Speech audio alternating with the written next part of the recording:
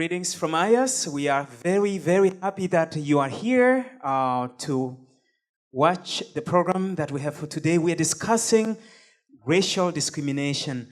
And this is a very, very complex topic, but we think we can learn a few things from Asia.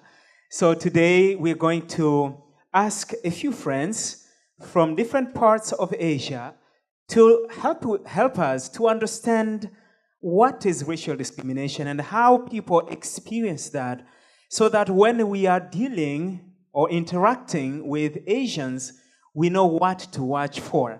I have invited 4 friends from 4 different countries. I'm going to ask you to introduce yourself. But before that, I want to give a disclaimer that views and opinions given on this program are not views of IAS. Therefore, if there's something, a question or something that comes up, just know that they are just personal opinions of our participants. And if you have a question, please send it to us. I'm going to share with you the information at the end of this program.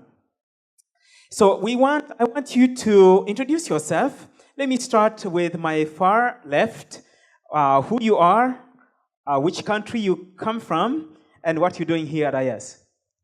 Good afternoon, everyone. I am Remuel Tornalejo. I come from the Philippines, and I teach systematic theology courses at the Theological Seminary. Thank you so much, Dr. Tornalejo. Thank you. Hello. Happy Sabbath also. I'm John Andrew Mohan from Pakistan, and I'm currently studying in graduate school as a PhD business student. Welcome, Andrew. Hello, good afternoon, and happy Sabbath. I'm Ranjit Kingston from India, and I'm a PhD candidate at the Department of Education. Welcome, Ranjit. Welcome back, I should say, to the program. Good afternoon, everyone. My name is Natasha Sinaga Nangoy. I am from Indonesia, and I am a student in the business department. Thank you so much. Welcome to our program.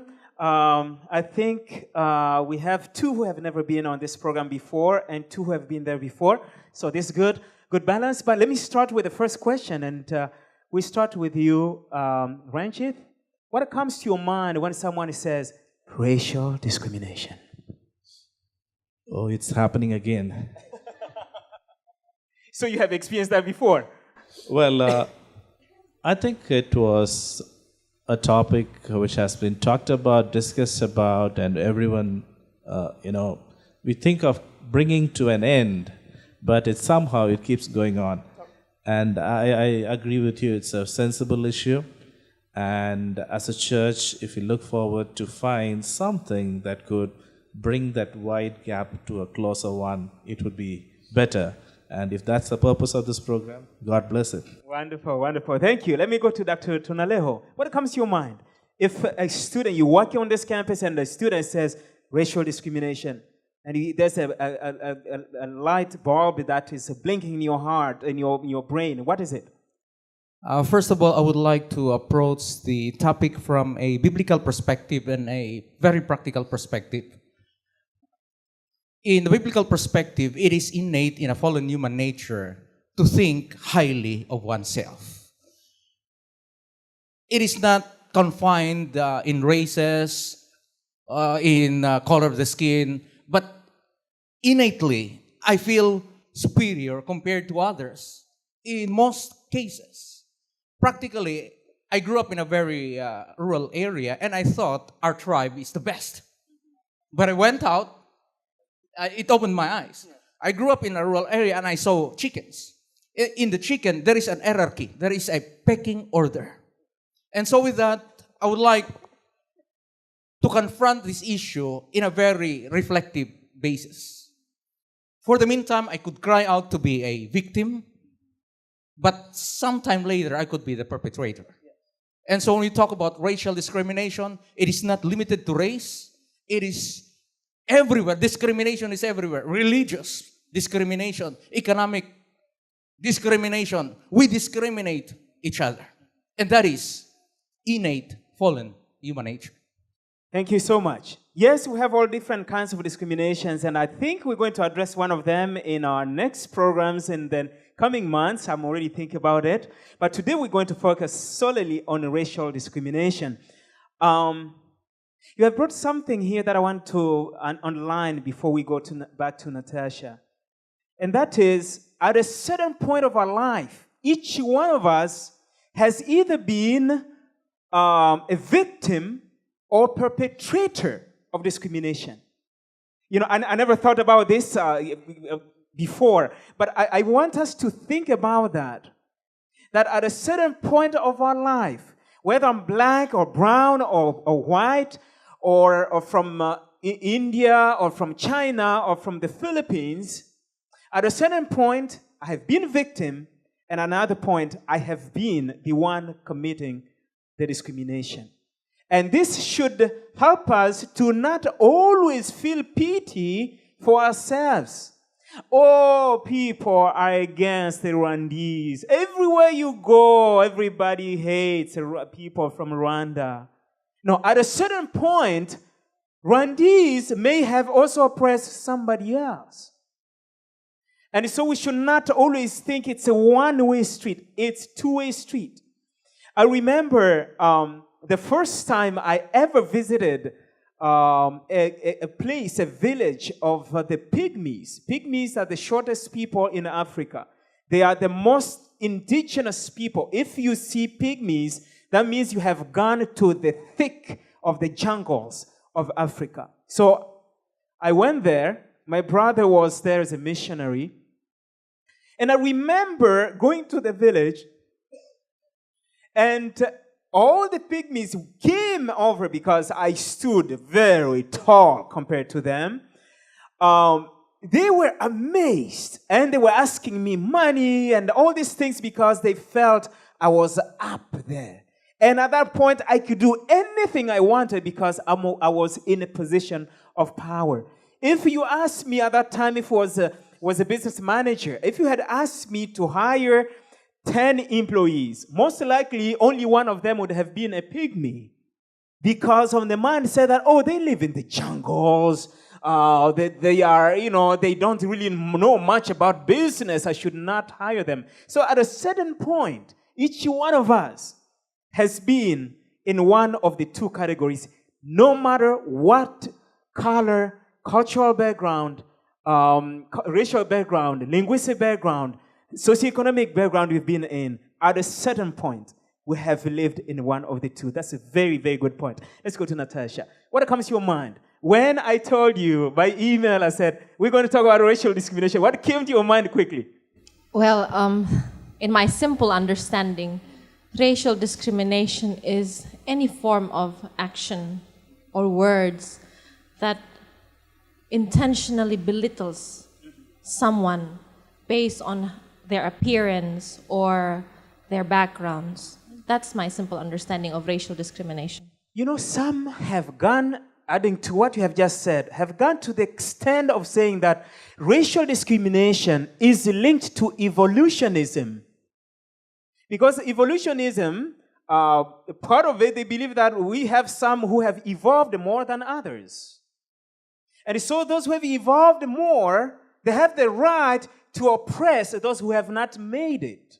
And I think that is the kind of definition you are hinting at here, that a certain group, it doesn't matter which group we belong to, but we feel like we are superior over others. And in one of the programs that we're going to have, the African perspective, we're going to look at, can we see racial discrimination among people of the same skin color? We're going to address that. But let's go to Andrew first.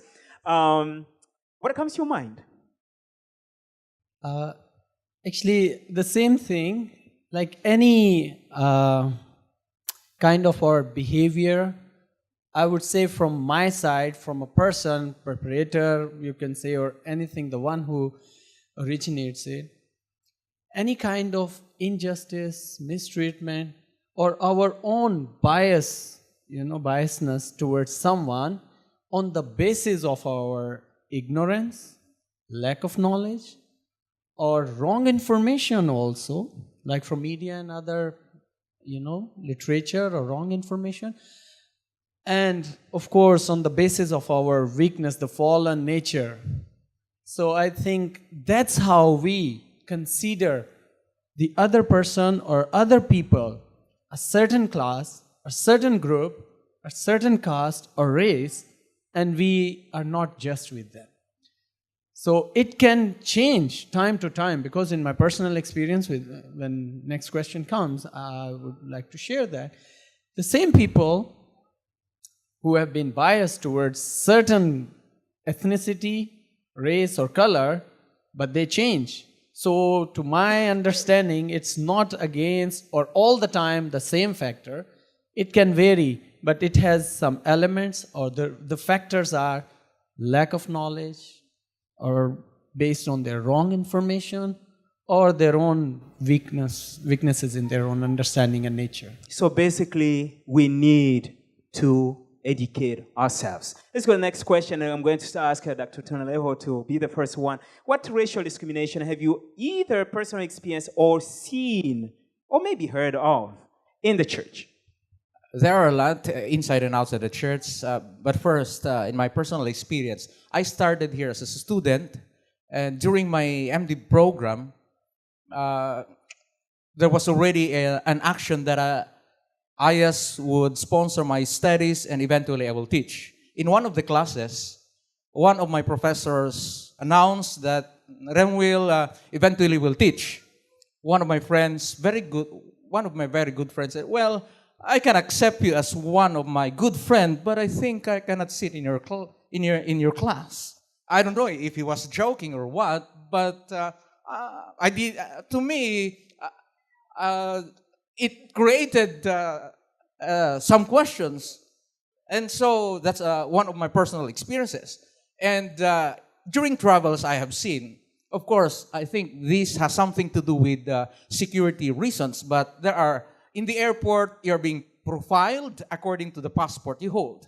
And then you are set aside. I haven't experienced it myself, but I witnessed that people from different countries are questioned more thoroughly compared to others. There was a time when we attended a conference that because this co-professor was coming from this country, he was held, and all his belongings from his hand luggage were opened and searched thoroughly, and he was questioned for so long.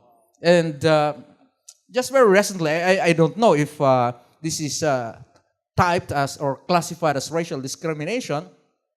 I asked my Filipino comrades or colleagues who came from a certain conference if they were told to report back to a certain place when we come back here in the Philippines, and I think that happened to all Filipinos who went for this conference. And when we came back, we all were told to report to a certain place for verification, so on and so forth. I could name, but again, I would say maybe there are some reasons, but I should say I'm not bitter. Okay. I'm not bitter. That's the most important thing. Sometimes when we are giving some jokes that refer to racial discrimination, we should be very, very careful. It may sound funny from one person, but it may not be so funny for the person that you're talking about. Let's go to Natasha, and then we'll come to Antu. The second question. Well, when I was young, I grew up in a university setting like this. And when there were guests from outside of foreigners, they would really treat this person with the utmost respect. However, when there are guests coming from the village area, the actions, the amount of respect given is not the same. So when I was a teenager, I used to question, why? Why do we do that to guests who we barely know? And do the different kind of treatment to other people who may just come from the village nearby. So that's a racial discrimination that I think is happening in the church. Another racial discrimination that I've seen, maybe not in the church, but in a school setting of an Adventist church, is that there is still that act of bullying, even among the young children. As a young child, I was once bullied because I did not know much English. Yes, and so sometimes act of discrimination doesn't happen through words or through actions. Even silence can discriminate other people. You walk into a group where you want to join, and they think you're not part of the group, and they just become silent. And there's a certain look where you yourself won't feel comfortable. You leave. So that's a kind of discrimination too. You have talked about discrimination in words, but also discrimination in silence. And we have to be aware of all this. This person talks to everybody except the people from this country or from this specific region of the world or this specific region of the country. We need to be careful with that. Not just only the words, but even not interacting with certain people. I've heard of some people not washing the feet of certain race in the church. You may not say a word, but that action speaks louder than the words you would have actually said. Let's go to Andrew. Yeah, I have experience and I have seen also time to time. I observe even in my country and even here, as I've mentioned before, it's not only with the color, but it's with the, our lack of knowledge and the basis of wrong information. And there is one phrase in our country which is true. Even here, I have seen, you may not agree with me, only officers' children become officers. I don't know how far do you agree with that or not, but this is true with us, and I strongly believe that it's everywhere, within the church, within my country, here also. So I have seen there in my country, it's very much obvious. Few families take care of the church, starting from the local to the union. I should say from union to the local, and all institutes including in it. And they want to keep it within that or those few families. In fact, even the marriages are, among those families. Their children get married among those families. So you can understand, it's just like Asian or our country's politicians, type, church environment. And even here, I have seen there is a racial discrimination in the church. And if there is a question to mention or share, I will. And that's true. It is there. Thank you very much, Andrew. I believe in what you said, that sometimes this racial discrimination of the father who has been in the leadership, and then make sure that the children and the children of the children and so on. I would have liked to ask somebody who is an expert in leadership here, but she's in the audience. I'm going to call her later on. I have come to realize that children who grow up in families where there's a leader, they grow up with a leadership mindset. I'm not saying that it doesn't happen. I agree it does happen, and we should fight that. But there is a tendency, children who see their parents in leadership, they have the tendency also to go for, to be inspired, their model is their parents. And so one thing they want to do automatically is to go and become leaders. I'm not saying that doesn't exist. I agree with you, the problem exists. But can we also agree that there is also at a certain level, some children, because they have the exposure, They have seen their parents deal with this dignitaries and so on. While somebody else who has never seen that, I don't want to be a leader. By default, when they're growing up, they don't even inspire to be a leader. Please. Thank you, sir. I strongly believe in that. If I have exposure, like I studied in Urdu medium school, but thank God I was never considered as my, Urdu medium student. I was always considered as I am from English medium. Why? Because my brother used to speak English with me, my aunt, right? That's true. It's true, but sometimes it's a Samuel experience also. Anointed one, but children, very bad examples. I strongly agree with that. But the thing is, it's both sides.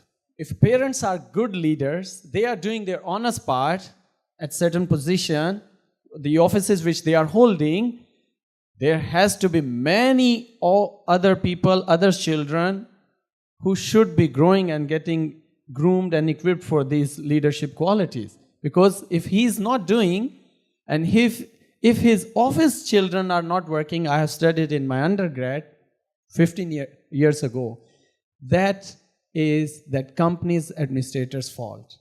So when we talk about the church leadership, to some extent, this is the leader's fault if his subordinates' children are not growing well. But the other thing, the main thing I want to talk about, and that's the danger part. If some children's parents are at a leadership, they are holding offices, just remember, they are not just exposed to leadership skills, they are very much exposed to this racial discrimination environment and these skills also. I'm giving names skills, but these traits also. So it goes on.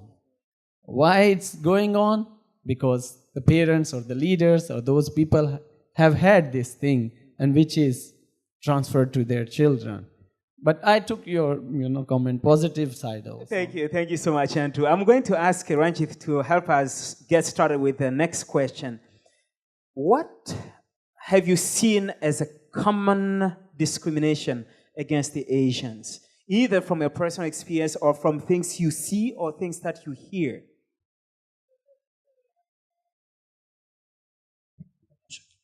Before I answer that, I will take it as a racial discrimination if you don't allow me to answer the second question. Can you just weave it in? Well, I have a very short question for which you don't have to answer. Can you, with this much of experience, become General Conference President? Can you, of this skin color, and can I, of this skin color, become General Conference President of Seventh-day Adventists? You don't have to answer this question. But I'm not a theologian, I couldn't. But if I was a theologian, I believe by God's grace and the same Jesus that I have the same right to become the General Conference President. Well, thank you. I like your positive outlook on it. Well, I just want to appreciate one thing before I answer this. The present student community, I really appreciate. I'm here for the past 6 years. This is my 7th year here. I have seen different batches coming and going. And I think for the past 1 or 2 years, I have seen the new batches coming from most of the countries. The children, they play together. I do not know if you have noticed, this is the time you see at least 40 or 50 children playing together. But before, when I came new, I can see not only the elderly people going for community midweek and other things, even the children, they have their own community group playing together. And so I really appreciate the parents in the audience who let your children play with each other. I mean, that brings these type of things to a close end. Answering to the third question, what racial discrimination is done mainly to Asians? Well, I do really respect when people see Asians as still people of developing countries. Sometimes they consider as underdeveloped countries, but people fail to understand most of the developed countries are developed countries because of the Asians. And to be precise, more than 35% of the American economic stability is because of Asians. I can go on telling that right now I'm not arguing between the developed and developing and underdeveloped countries, but people have forgotten, or maybe they are not educated to see who are Asians. And I would like to emphasize very much highly on this because many a times Asians are taken for granted. If I have to use the word doormat, I would say that because many a times it has been used in that same way. And me being from the background of social work as well as sociology, and also human rights, I have stood for issues and I have faced the consequences, but I'm okay with it. I still will stand for it because I believe everyone is same. No one is higher than others because of the skin color or the race they belong to. So I say that Asians are discriminated, thinking that they are not capable or still coming up somewhere. But people need to understand Asians are the ones who are up there helping out the rest of the world to keep it going. Thank you. Thank you so much. Let's go to Natasha. I think another thing that makes Asian being discriminated is that our main language isn't English.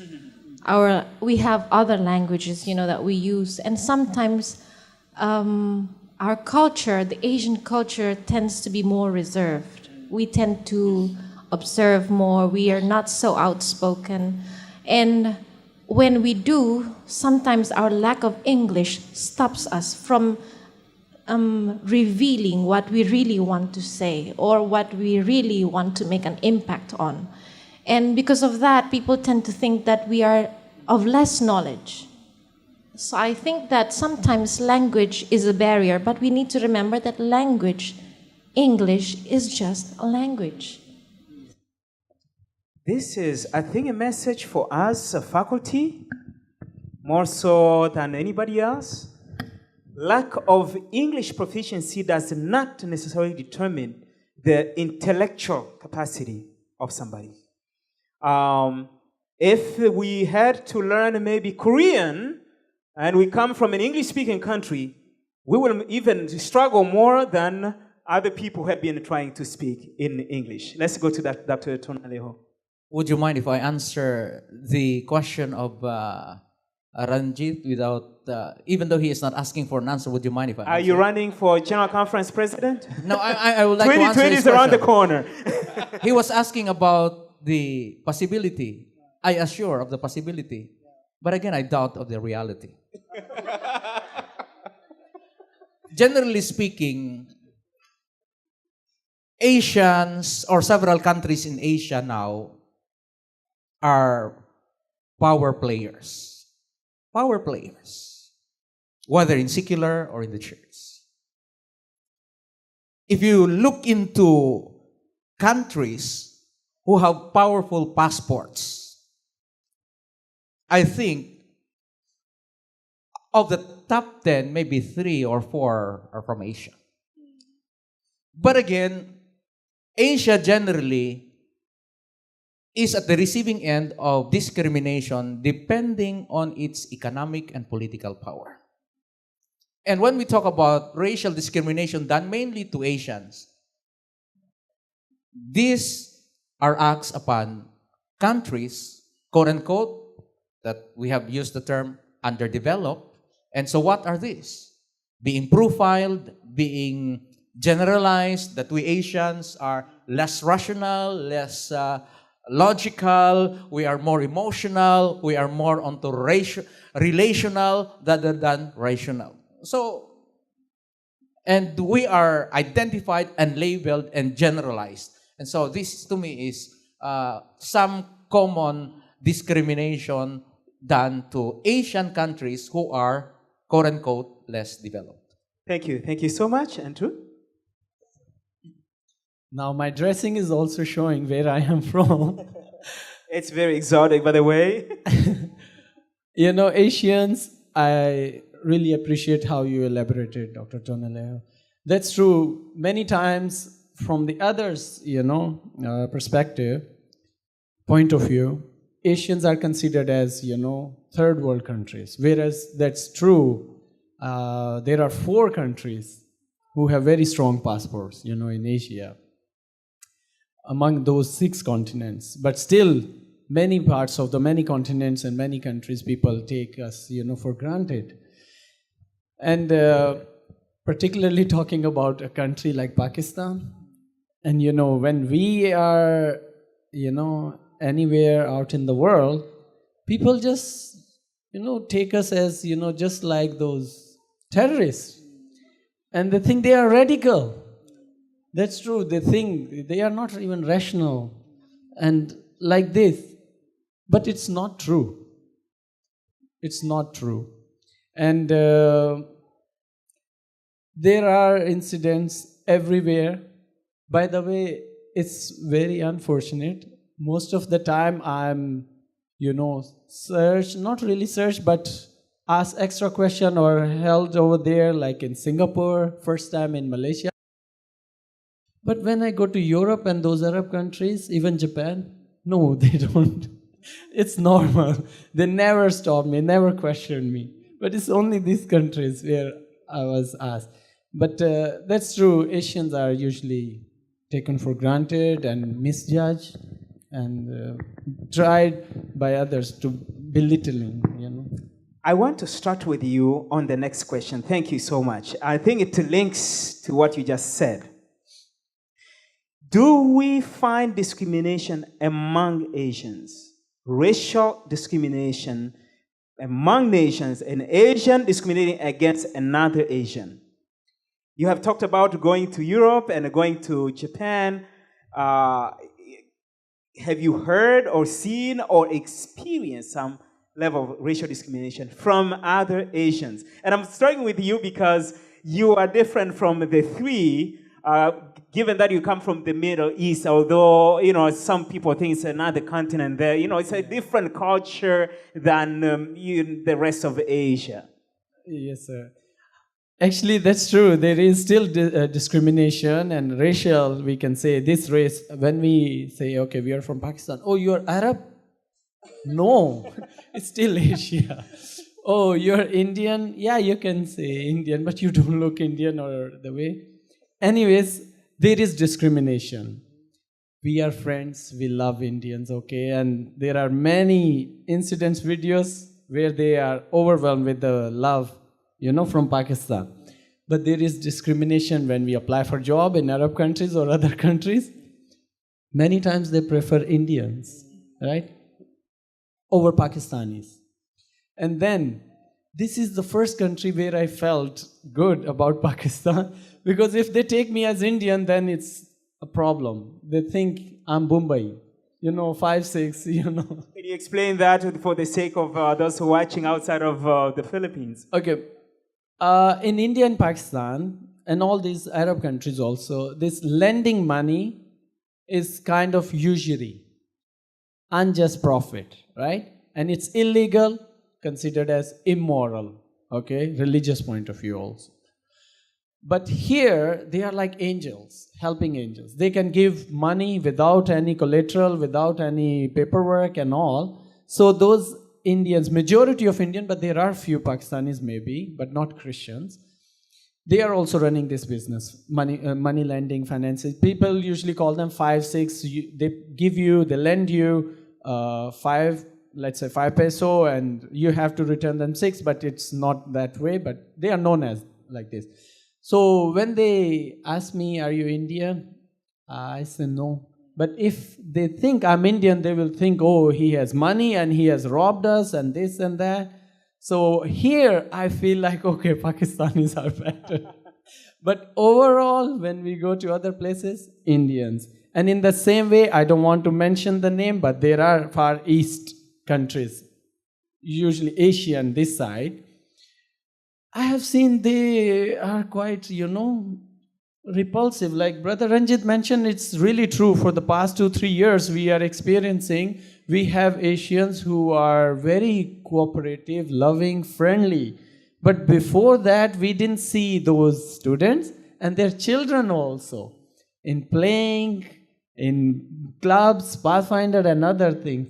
But thank God, it's a very good, report from IAS and improvement. Like in the past few years, we are seeing more of, togetherness.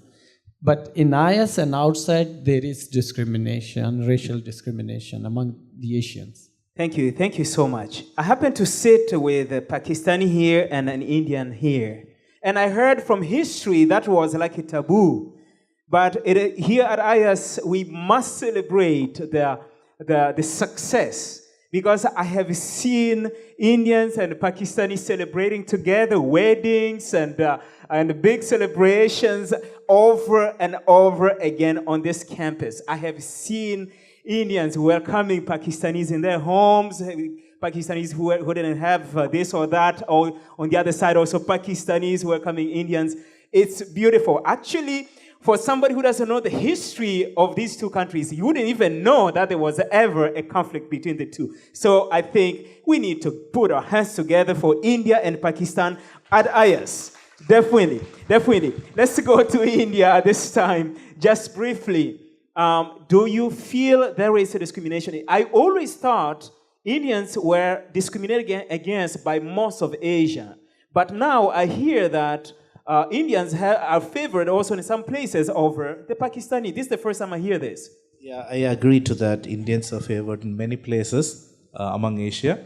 However, I would like to also mention to you, India is called a subcontinent. Subcontinent because we have almost all the races of the world inside our country. We do have Africans, in a sense. When we say a race, Negroids, we have people of that origin with all the features. We have Mongoloids, northeast part of India, 7 states, we have people from that origin, like they look like Mongolians, Chinese, Koreans, they look like them, and also the Filipinos part of it. And also we have in the northern part, we have the people like the Europeans, we have Arabs and all those people. And in the south part, we have Dravidians who are of from the darker shade. Now, if you ask about the discrimination among Asians, I can start with the discrimination among Indians itself. This happened when my girlfriend, who is my wife now, first introduced me to her father. So the father just saw me from a distance and he walked away. So I need to ask her why, and later on I found out like he didn't like the place where I come from and how I look, because he knows he had experience living in that part of the country, knowing their behavior, family relations, and he has come to a generalization that men from that place would behave in that way. Even within a country itself, there is discrimination, and it's true, even in India itself. Among Indians, we do have discrimination based on our own race. But coming to Asians here, I believe coming to IS has brought a different scenario in my mind that it's not necessarily it has to happen. Because IS is a wonderful place where people all come together irrespective of the place we come from. And as I said earlier, it's day by day it's improving. And initially there were some, tensions between some Asians, but I would say right now, I don't think we have a difference even among Asians. We feel that we are all one. Thank you so much. We're going to go to seconds each. How can we avoid or prevent racial discrimination here at IAS? Just quickly, and that will be our last question. Let's start with you, Dr. Tunareho. I will end where I started. From the biblical perspective, looking into the paradigm of the scriptures, that biblical truth should transcend culture. And so the biblical paradigms is that we should treat someone else or esteem somebody higher than ourselves. That in humility we must accept one another. And as what we have discussed in our lesson this morning, that there is neither Jew nor Greek nor Gentile in the Lord Jesus Christ. And considering that we are all created in the image of God, regardless of our status or race, we are all God's children in the sense we call God our Father. So we are all one. Andrew, 30 seconds. I really, feel like we need to have a spiritual revival. I have had experience not long ago. One of the administrator confessed that how bitter they are about some country people, not they, but that person. But I wish and I pray, I always pray for everyone, for myself, including particularly that administrator also. May God's Spirit change them and they submit themselves and they know why are we here in this campus and why God sent us in this world. To be like Jesus and see Jesus in everyone. Thank you so much, Rajit. There are various departments, especially the ministry groups. This has highly encouraged multicultural, combination of people working together. This morning, Pastor Dankwa, Brother David, Daniel from Germany, myself, we were all there in the jail ministry. We were all together. And the way Daniel from Germany was hugging Pastor Daniel over there in the prison, I was noticing, I don't think this will happen anywhere else. This happens only in IS, from different opposite group of people coming together, and they don't show any difference. We don't even consider you're different, I'm different, let's come together. Not even that sense. They still feel we are together. So IS is a beautiful place. Let us take it with a positive note that we all can be together. It is highly possible in IS, and let me make it also, sir, it will be a reality also in IS, that we can be together. Not just a dream. Thank you so much, Natasha. I think that racial discrimination starts with our prejudice. If we are able to control our thoughts, then the way we act will be right. I think one things that we should be mindful of is to be sensitive towards others and to think, to understand, try to understand their backgrounds. Sometimes they act, you don't understand why they act that, but it's because maybe it's the first time they've been exposed to such a diverse culture. It's a culture shock for them too. So they don't know how to react. Or when you are the victim of the discrimination, don't be too oversensitive. Perhaps the person is just trying to express something you don't understand. And if you have been hurt before, try to forgive. We are all in the learning stage, and we are trying to be better each day. Just like Mr. Ranjit says, IAS is a beautiful place. As when I was taking my masteral on the plane back home, I tried to write some notes, good things about IAS. And I came to realize that IAS is like a small heaven. We are practicing to be in heaven. We are also diverse from different kinds of the world. I think that's how it will be in heaven too. Thank you so much. And we want to thank all of you for your participation today. We have learned from the Asian perspective. When you come to Asia, please try to learn the Asian way. Because if you come without changing your mindset, you may think that they don't know how to do this or do that. But actually, it is simply because it's different. If you have questions or comments or suggestions, please email us at united@ias.edu. Again, the email address is united@ias.edu. Thank you so much for being with us. Until we meet again, we want to encourage you to remain united in diversity.